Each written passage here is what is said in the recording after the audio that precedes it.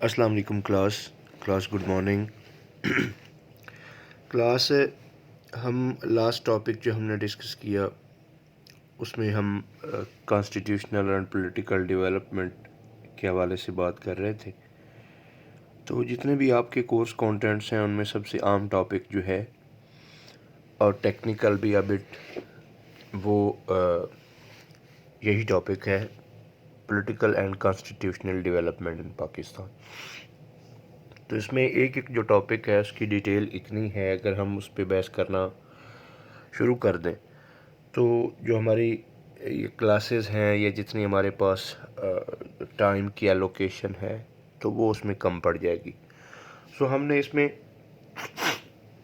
ان topics کا ایک touch سا دینا ہے، ایک بریف سا ویو دینا ہے، ایک برڈز آئی ویو جس کو کہتے ہیں، سرسری جائزہ وہ لینا ہے اور وہ ہم لیتے جائیں گے. اور سائڈ بائی سائڈ میں آپ کو چیزیں بتاتا جاؤں گا، فوڈ آف تھاٹ دیتا جاؤں گا تاکہ آپ اس کو مزید جو ہے اگر کرنا چاہیں، آپ میں اس کو سیکھنے کی، جاننے کی اگر کریوسٹی ہے تو میں آپ کو بتا دوں گا. اس میں بکس بھی ڈیفرنٹ کہ کہاں سے اچھا ڈیٹا ملے گا اور یہ بہت ہی آپ کے لیے فروٹفل ثابت ہوگا. جیسا کہ ہم نے لاسٹ ٹاپک میں ڈسکس کیا، اس میں ہم نے پھر آبجیکٹیو ریزولوشن کی بات کی، پھر اس کے بعد ہم نے 1956 کا جو آئین ہے اس پہ بات کی، اس کے سیلینٹ فیچرز ڈسکس کیے وغیرہ وغیرہ، اس میں کیا کیا چیزیں تھیں. تو 1956 کا کانسٹیٹیوشن ہے وہ زیادہ عرصہ نہیں ٹک سکا. اس میں آلموسٹ 2.5 سال جو ہے وہ رہا اور اس کے بعد پھر اس کو ابروگیٹ کر دیا گیا، منسوخ کر دیا گیا. تو ایک بات میں آپ کو بتانا چاہوں گا کہ جو یہ ٹاپک ہے اس پہ اگر اردو سٹف دیکھا جائے، جس طرح کے بار بار اب اسٹوڈنٹ ضد کرتے ہیں کہ جی اردو میں کہاں سے، تو اس میں جو کوالٹی سٹف ہے وہ انگلش ورژن میں ہی لکھا ہوا ہے، لیکن میں کوشش کروں گا کہ آپ کی آسانی کے لیے وہ چیزیں جو ہیں آپ کو ٹرانسلیٹ کر کے جو ہے وہ لیکچر میں ڈیلیور کی جائے تاکہ آپ کو پریشانی کم سے کم ہو. تو اس میں یہ فرسٹ جب اس کو ابروگیٹ کیا گیا، جب اس کو منسوخ کیا گیا تو یہ it was a first step toward martial law. تو یہ پاکستان کی تاریخ کا جو پہلا مارشل لا ہے وہ 1956 کے آئین کی منسوخی کے بعد لگا. اس میں unfortunately the 1956 constitution, which was framed after 9 years of efforts, did not last longer than 2.5 years. یعنی 1956 کا آئین بدقسمتی سے جس کو فریم کرنے میں، جس کو بنانے میں ہمیں 2.5 سال کا عرصہ، 9 سال کا عرصہ درکار ہوا، اس میں ہم نے بنایا، وہ صرف 2.5 سال ہی ٹک سکا. اور اس کے under no general elections was held under it. تو اس آئین کے تحت کوئی جو جنرل الیکشن ہے وہ نہیں ہوئے. Major general Iskander Mirza had taken over as acting Governor General in August 1955. Major general Iskander Mirza نے چارج لیا ایکٹنگ گورنر جنرل کا، یعنی عارضی طور پہ، پرماننٹ نہیں، اگست 1955 میں. When Ghulam Muhammad became too unwell to continue, جب غلام محمد جو کہ ہمارے گورنر جنرل تھے وہ بیمار پڑ گئے، جن کی صحت ایسی نہ تھی کہ وہ اس کو مزید کنٹینیو کر سکیں. تو Mirza was confirmed as governor general in October 1955، جو کہ اکتوبر میں پرماننٹلی کنفرم کر دیا گیا as a governor general.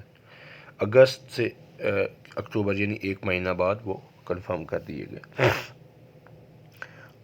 On the adoption of the constitution on 23 March 1956 he assumed the office of the president under the new constitution. تو نئے آئین کے تحت جو کہ 1956 کا آئین 23 مارچ 1956 کو نافذ کیا گیا، اس کے مطابق اس نے صدر کا اوتھ لیا، کیونکہ نئے نظام میں گورنر جنرل شپ کو ختم کر دیا گیا تھا۔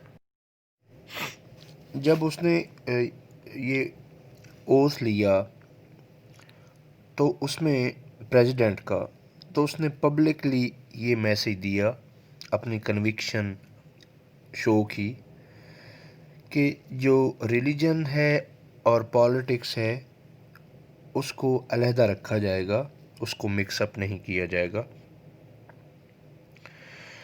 اور یہ ایک کنٹرولڈ ڈیموکریسی ہوگی، ٹھیک ہے۔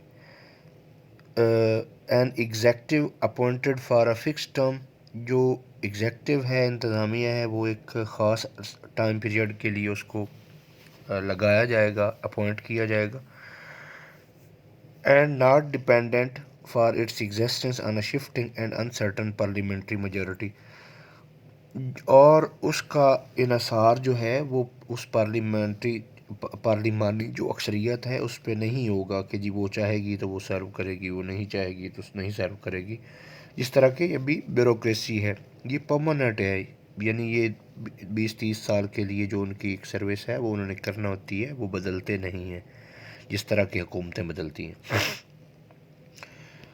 اس کے بعد محمد علی بوگرا جو کہ پرائم منسٹر تھا اس وقت کا، اس نے ریزائنڈ کر دیا، اس نے استعفیٰ دے دیا۔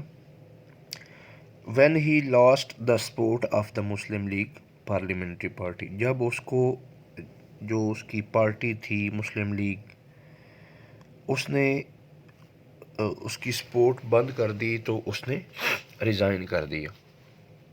The league elected Chaudhry Muhammad Ali a civil servant who had after some hesitation taken the plunge into political life، اور یہ جو مسلم لیگ تھی اس نے محمد علی بوگرا کی سپورٹ ختم کر کے ایک سول سرونٹ جو ایک بیوروکریٹ تھا اس کو چودھری محمد علی، اس کو انہوں نے پرائم منسٹر کا حلف لیا، ان سے انہیں اپنا پرائم منسٹر بنایا، وزیر اعظم بنایا، اور یوں تھوڑا سا تذبذب کے بعد، ہیزیٹیشن کے بعد جو ہے اس نے اپنے سیاسی زندگی کا آغاز کیا، چودھری محمد علی نے۔